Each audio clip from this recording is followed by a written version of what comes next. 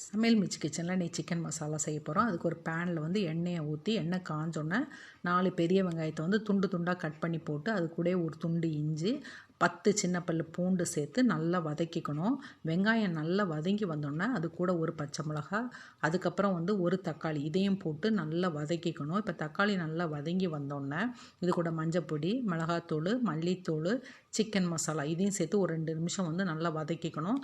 அதுக்கப்புறம் வந்து ஒரு கைப்பிடி நிறைய கொத்தமல்லி எல்லாம் சேர்த்து நல்லா வதக்கிடணும். அதுக்கப்புறம் ஒரு கைப்பிடி வந்து தேங்காய் துருவல் சேர்த்து ஒரு கிண்டுனா போதும். கிண்டிட்டு இதை நல்லா பேஸ்ட்டாக அரைச்சிக்கணும்.